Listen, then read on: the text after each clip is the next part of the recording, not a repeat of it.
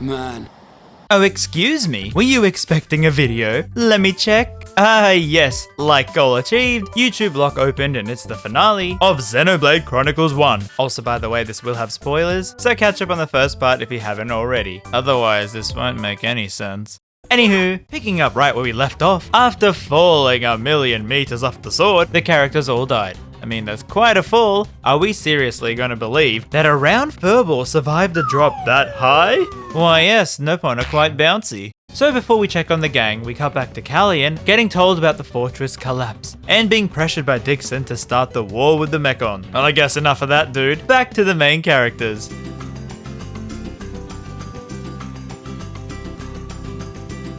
And out in the water he spies. And so he rescues her, then tries to give Fiora water. But I don't think she likes it for some reason, and oh.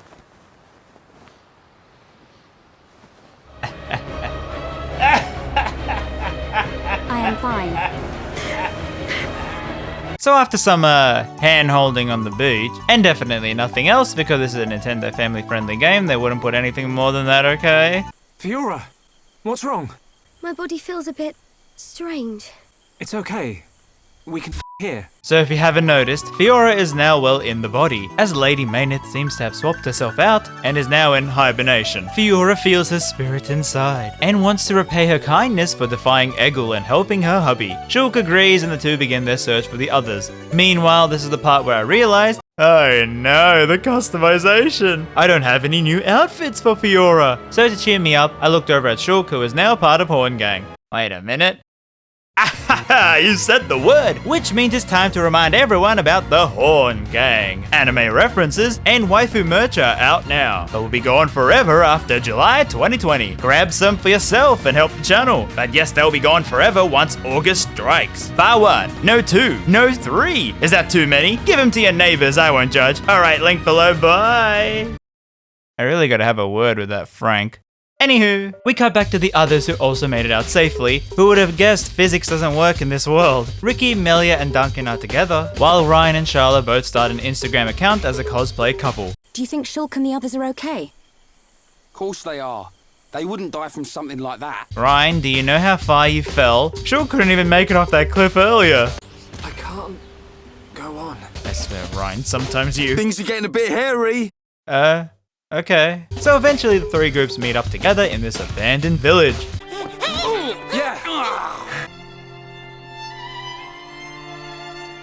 Shulk, is that your childhood friend? Yeah. Yeah, she is pissed. I'm glad they put in the effort to show her pain in the remaster compared to before. But the group sees that the village ain't so abandoned, as it's filled with Machina, whose headquarters is a giant shoe. The one here is Lenata, a medic, and she takes us to her leader, a jolly chap named Mikol. He says that Lady Mayneth is the creator of the Mechonis. She defended the machines from the Bionis' attacks. Now the reason they hide here is that Mikol's son is Eggle, and he was driven by revenge and wants to destroy the Bionis. He also exiled all the Machina down here, even going so far as to rip his father's face off, leaving you with this thing, and giving it to Mumka, which he used in the attack on Colony 9. Anyway, Mikol is like, I really miss that face, so please kill my son. But before that, Shulk needs to tell Callian about the eat the weapons that disintegrate life the Mechon are making in their labs. But look who it is! It's Dixon. somehow here with us. He says, don't worry, I'll tell the Birdman. Fiora also realizing, wait, this body ain't human. It's a machine. And get some tune-ups from Lenata. Alright, so we are ready to head to the Mechonis. Don't make that face.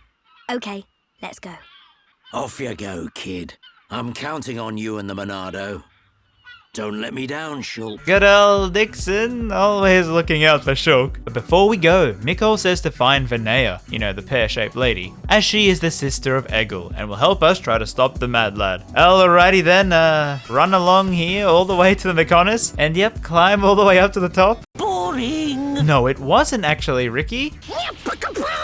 I really enjoyed the climb here, although the scenery did feel a bit samey. Pretty much you slowly make your way up to the Mechonis' body. And near the top, the group finds Charlotte's fiancé, who she was going on and on about. He is not dead, but rather a faced Mechon, and angry that Charlotte is now buddy-buddy with Ryan. Gado. He shoots a super beam at us and disappears, but somehow it quickly sends Shulk into space, where Rock'n'Roller's voice tells him to find the true Monado. Baffled at Elvis's words, he wakes up and finds Gato missing, but the group are all okay, and then out pops the pear lady, saying how it was Lady Maynith who saved the group. Vinaya agrees to take the party to Eggle, as she hopes she can talk it out with him and stop her brother from starting a war. But we see, oh looky, he's starting a war, trying to wake up the Mechonis once more, while at the same time, the human Nopon bird people army, led by Callian, charge at the Mechonis on the Titan sword. You better not drop me! Oh my goodness, he survived the attack. Best boy lives! Who cares? We cut back to the group where Vinaya tells them some confusing lore. And Shulk goes, please, what do you mean? Zanza and Eggle were best friends, and that Zanza is the creator of humans, and that he attacked the Mechonis first, and why are all the Xenoblade character designers so horny? I don't understand. Shulk, calm down. Alright, fine. Vinaya says to find the control room ahead, and there she'll explain some more things. So onward we go, with both Melia and Fiora chasing after Shulk's heart. Why are you running? Backslash! Dumb man! We're counting on you! Leave it to me. Right, yo! So in the data center, Maynard takes over Fiora, removing the Peppa Pig voice for... another British voice. Well, super lore dump time, electric boogaloo. She says how the... Bionis, and... Mechonis, and... Fruits, long ago were at peace, until the Bionis for no reason attack, killing many Machina. This is why Eggle is so mad at the Bionis, and I guess it's understandable given it how unprovoked the attack was. So they head further up, involving some JRPG padding. Maybe my body itself is the key. Nice bod you've got there. But are stopped by Gato, who is waiting for them. However, through some persuasion, My body itself is the key. Gato becomes good and tells Ryan to take care of Charlotte while he rests. Then finally, the group reach Eggle. You have my undivided attention. I've seen the... I don't see the joke. Vinaya pleading with her bro to not be crazy. Brethren resound within my ear. Clearly still crazy, Eggle says something important, that he doesn't hate the lifeforms on Bionis. It's the Titan itself, and how all the lifeforms on it are actually just its food. When they die naturally, the ether goes back to the Titan, allowing it to eventually reawaken. So his mentality is to murder all the lifeforms to stop that from happening. Well, it's still a crazy plan, and so we fight him, with Shulk landing a blow. Eggle is like, fine, you wanna play rough, and brings out his mech Yaldabaoth, fusing it with the Mechonis' core to be one with the Titan. The group then have to flee as this causes the inside to collapse, and I mean, have you ever tried living inside a moving Titan? Oh dear, looks like I gotta buy some new furniture. And with a big explosion about to kill them, Gato sacrifices himself to save them, allowing Ryan a free open chance with Sharla. So the Mechonis awakens. Callian seeing this goes, bro, WTF, and orders a retreat. And then we cut back to the group, and trust me, the game does this a lot, where we see the party being rescued by the flying shoe, as Elvis somehow warned the Machina what would happen. I swear that dude has been really helpful lately. So after some more discussions, the group decide to fly it through the back of the Mechonis into the core to confront Eggle, or i.e., this whole section was just JRPG padding, trademark. Well okay, Shulk has Monado pains, but is reminded by Fiora about the power of friendship. If it's too hard for you to handle on your own, Yeah, it's not bad. come on.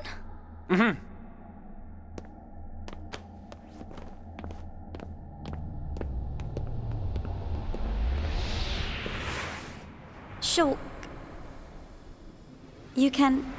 I am fine. So while the Mechonis attacks the Bionis, the group confront Eggle again. And when they do, after a fight where you gotta run around in a circle defeating these things, Shulk about to finish off Eggle, and is told by a voice in his head to do so, until Fiora's striking British accent snaps him back to reality. Shulk tells Eggle both of them have the same pain, and he will not stop until he convinces Eggle to give up his bloody revenge. The two should live in peace. Eggle in his crazed state, Hundreds, maybe thousands, maybe 100,000. goes on about the past where the Titans lived in harmony, and his buddy Argless refused to wear pants. But then that peace changed when he found the Monado and was possessed, turning into Zanza, then fighting the Mechonis in battle, before, well, being imprisoned on Prison Break Island. Shulk is then worried that he might turn into a giant naked giant if he wields the blade too, but Eggle says the Monado is Zanza, that he inhabits the humans he creates to continue his existence. However, he sees that Shulk is part of Horn Gang, and thus might have the strength to break the curse of Zanza. Shulk is like, I don't get it, but I'm not complaining, and forms a truce with Eggle. But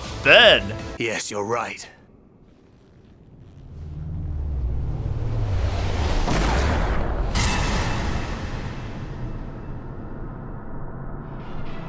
Oh my goodness, it's a man with a wig. But then he takes it off and it's Munka! But then he takes the mask off and it's Dixon. Shulk, well, dies, because that's a fully upgraded gun he unlocked in Call of Duty. Egil recognizes him as a disciple of Zanza. So yeah, this dude's very old, which plays into the 80s adult movie style look he's got going. Shulk's lifeless body then rises into the air, as Zanza, the god of Bionis, is reborn from his body. So that begs the question, why does he look like Shulk? And it's revealed that after the battle with Meyneth, Zanza grew weak and the Monado was sealed in the Arctic Tower, where Shulk was found. And Dixon says, well, Shulk was already dead then. Zanza killed them all and resided in Shulk. He was able to control the Monado and return. He only picked Shulk because, you know, why not? Wrong place, wrong time, I guess. Dixon also says, you know those crazy visions Shulk kept getting? Well, Zanza only did that to him to lead him to the predetermined path at this moment. Zanza is then like, okay, this is boring. Let me erase the whole world and start again by first eliminating the Mechonis, which he does so by awakening the Bionis. Egil tries to stop him, but it's like a god, and he summons a Monado on the Bionis to obliterate the other Titan. Meyneth finally awakes from a nap, summons her Monado and says how, even though she too is a god, she understands that life forms they made can control their lives, not this predetermined BS, and fights Zanza. But I think Meyneth is a little sleepy, probably from partying hard the night before with old Shulk, and loses to Zanza. He's like, come on, copy me, and release yourself from Fiora. Fighting me god versus god. She does so, looking nothing like Fiora mind you, and dies to Zanza because honestly, she's just really terrible at fighting. But before she goes, she says to Shulk to create a world with no need for gods. Well, with her gone, Zanza grabs the free Monado. He then sends Prison Break Island to its grave, which frankly should have been after season 3, and this causes a higher concentration of Elvis music to be played loudly in Alchemoth, which really annoys the bird people. Vinaya and Egil have a touching moment before Egil says to leave him. He has one more thing to do, and also that Shulk can still be saved. So the group with Shulk's body flee to the shoe.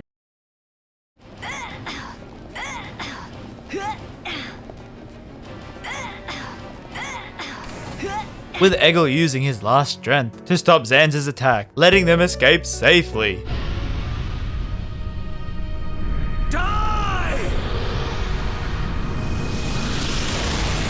And so the Mechonis is no more. Only one Titan stands after all these years. However, while flying out, Dixon appears with a horde of Telethia, but then Callion comes in with his bird people, and it seems that the bird lady MILF is seemingly working with Dixon as she begins to play some more Elvis music, turning the rest of the bird people into Telethia. So yes, these were all once bird people, meaning all of Melia's race are now gone, and only her human genes saved her, fulfilling the third prophecy found at the napkin at Starbucks. Callion, however, honestly vying for a spot of best boy over the commander, fights his way through it, apologizing to Melia for all the trouble, and shoots himself at Dixon and MILF, allowing the group to flee back to Colony 6. Well, then the gang wonder what to do, and also, hey, Elvis is here, clearly not affected by his own music, and the group worry about the lifeless Shulk's body, just rotting in the corner. It's kinda starting to smell. Fiora also gives him a weapon made by the Machina with their research on the Monado, which part of me believed that this time, yeah, he's coming back alive, ain't he?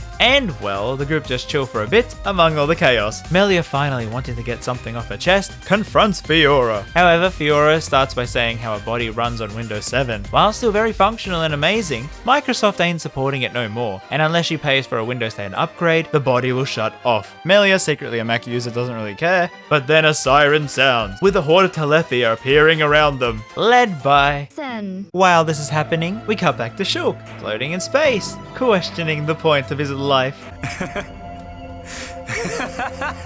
Elvis then appears and says, Boy, "You are the only one who can decide if their life was pointless," and gives some more lore dump, while Shulk finally gets the strength and resolve to stop the god. So then somehow Shulk does the old power of friendship and magic and rock and roll thingo to bring himself back to life, and not too late because he joins the fight, which is kinda good since the rest of them suck without his Monado skills. Shulk also somehow can still see the future, but then Dixon calls in Elvis, saying how he is also one of Zanza's disciples, which is kinda odd considering the dude just helped us a minute ago. Anyway, we win, for Elvis asks Shulk, does this world belong to you or Zanza? Before flying away on the dragon birds. You understand, don't you, Shulk? I don't understand. So we get one big final rallying cry from the group to strengthen their resolve before the final fight. Yeah, time to knock some heads. Ricky never lose. For Ricky family, Ricky win. We must show this god our unyielding will to survive. The suffering of my people will not be in vain. The crimes against our friends will not go unpunished. Shulk!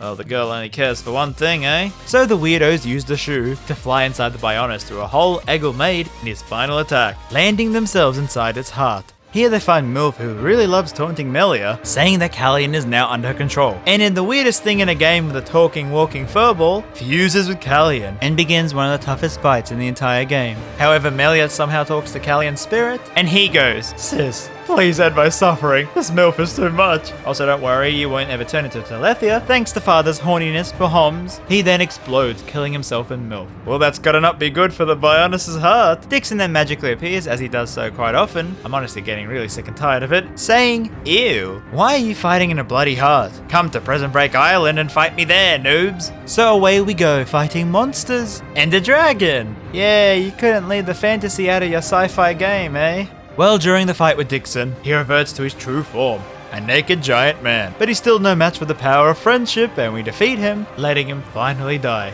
Well, good riddance, man with a funny name.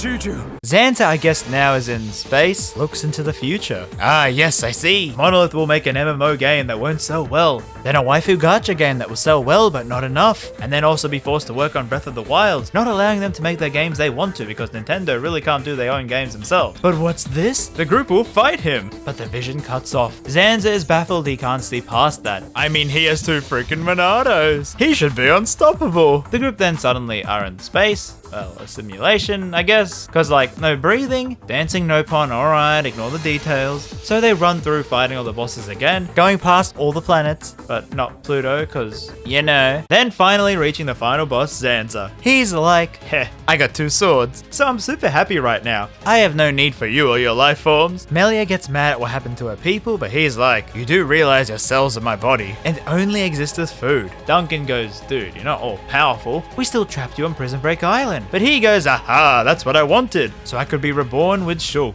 He then offers Shulk a deal. Look, bro, I'll make you immortal. Also, I'll give you a free upgrade on Fiora to Windows 10, no charge. Or maybe a small installation fee. Shulk, outraged at this, says he can install it himself and rejects Zanza. Zanza is then sad, saying how he only wanted to be friends with the life forms, but that god shouldn't do that. And, well, we'll wipe out everyone instead.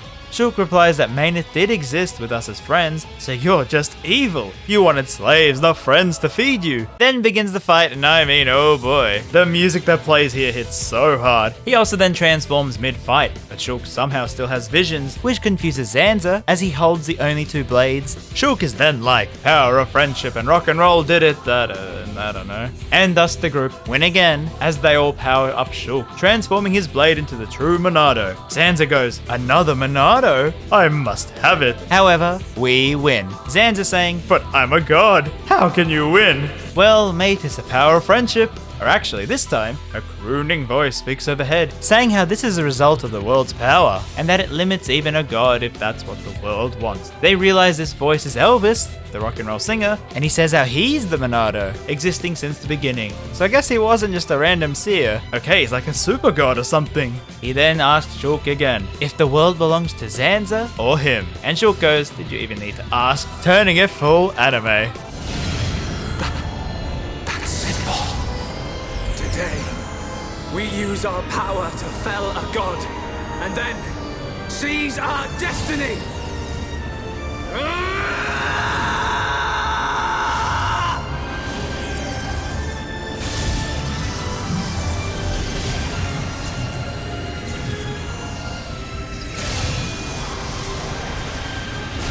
So Zanza is dead. Yay! Then Elvis comes in and shows him a vision, where these scientists called Klaus and Mainith performed an experiment to create a new universe, but accidentally didn't hit Control S and didn't save their current version, leading it to be wiped out, somehow turning them into gods of a barren universe. So they were kinda bored, and they made Bionis and Mechonis, Zanza, not wanting to risk his life forms venturing out and exploring the seas, created the Telethia to eliminate anyone who tried, and pretty much set it up in a way that the world would constantly keep resetting. Elvis then says he's actually the AI on that computer aboard the space station where the experiment took place, and now this universe is dying. Shulk as the new god, that's the rules, you kill one, you become the new one. Must decide to let the world stagnate or evolve it. Shulk says how he's no god, he's just a dude who hates shirts. And the gang suddenly all appear, agreeing yeah, none of them want to be god, just live life every day as it comes. But I guess this was a simulation made by Elvis to try and trick Shulk into this idea, but Shulk is like, buddy, I'm not evil, don't worry, I don't want any gods here, just let me be a normal hom. And thus the decision is made. He throws the Monado away and a new universe is born.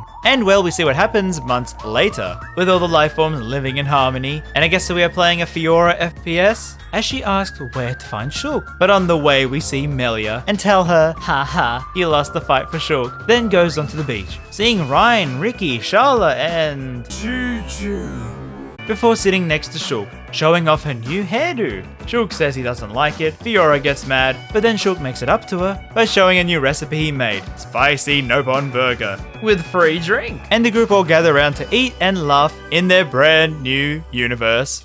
Well, that's the proper end to Xenoblade 1. And can I say, honestly, if I was completely blind to this game, it would be one of my favorites. The way the story builds its narrative, the twists and turns, the gameplay being so fun, the customization, the god-tier music. I don't know if I ever mentioned this, but I never did find any tracks in Xenoblade 2 that I liked. But here, there were so many amazing ones. However, it's just a shame I was spoiled on many story elements, taking a little bit of enjoyment out of this experience. But it's still up there as one of my favorite games, although Xenoblade 2 had probably better overall character development. I mean, Ryan, Charla, Duncan, Ricky didn't really do much story-wise later on. Although if I had to pick a favorite Xenoblade game, it might be X. If it got a better story in a remake, I don't know, but that will never happen. Anyway, no, that's not the end, because with this definitive edition, they made an expansion set after the end of the game. And if you watched all my Xenoblade videos, you probably know that I dislike Torna. You know, the most recent one. Well, this would be a new expansion, the most recent thing Monolith made. Will it be good, bad, or... Well, let's find out, shall we? So Future Connected is set a year later after the main ending, where the world is at peace. So, like, nothing really happens story-wise. And the story features Shulk, obviously, and Melia. And that's it from the main cast. Yep, not a single other one.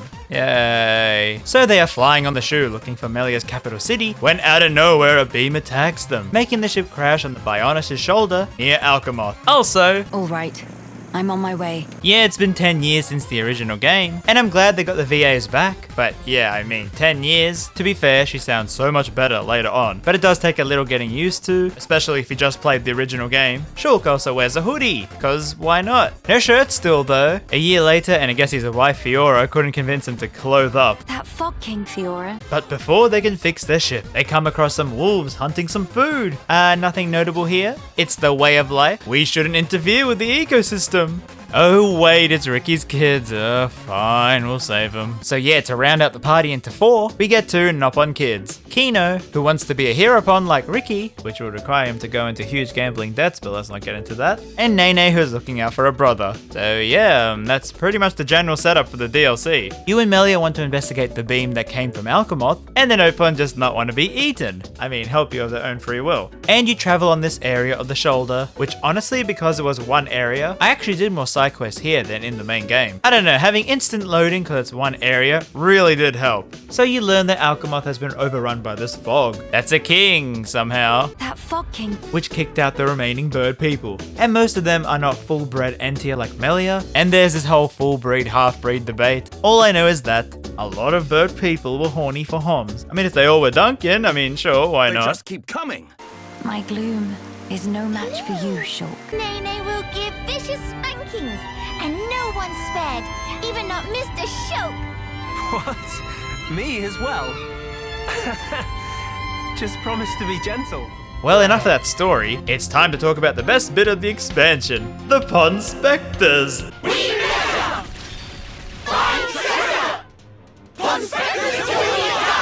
Yes, you get your own team of lemmings.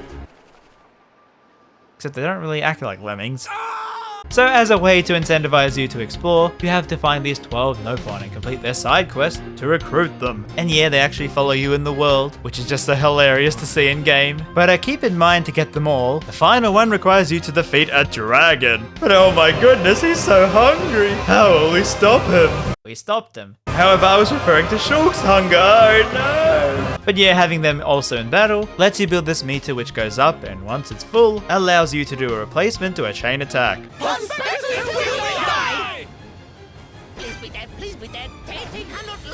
God, I love him. So yeah, the story pretty much has the group entering Alchemoth, finding a dead quiet, but see a bird kid getting attacked by a fog beast. They save the kid and escape, and he takes them home to his sister, who is Tyrea Skywalker. Oh my goodness, I forgot about you. And yeah, she has this whole Sun thing, where she hates Melia, then loves her like a sister. It's great, okay? So then the end of the expansion pretty much involves Shulk getting a super vacuum cleaner to suck up the fog, we clear them out, and Melia becomes a queen to every fan of her, which already has happened, I see you Melia fans. And I guess story, I really wanted to write more on the expansion, but I think I kinda had the same feelings as I did with Torna. Don't get me wrong, I love the gameplay so much and I wanted to explore every nook and cranny of the shoulder, but it's just that the story was average compared to the main game, plus the group dynamic I never really enjoyed. It really did remind me of my feelings with Torna. I mean, that's okay, it's an epilogue, but I don't know, I expected a lot more for an expansion called Future Connected, knowing how cryptic Monolith is with their shared universes. Also, anyone noticed how for Melia they screwed up the subtitles?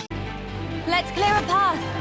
So yeah, I love the expansion, but not the story, so I won't be going too in depth, but it just ends with the two fixing the ship and taking the Nopon home to be reunited with everyone, so like a super duper happy ending. And yeah, that ends my run of Xenoblade, I guess. It's been such a ride, being one of my most viewed videos on the channel, to making me try out one of the most unique games ever, to one of the most interesting stories I've seen in a JRPG. Yes, I'm in love with Monolith, they are easily one of my favorite game developers, and I can't wait to see what they do next. But I guess that's it for Xeno games on this channel. I don't think there even exist any more Xeno games. So yeah.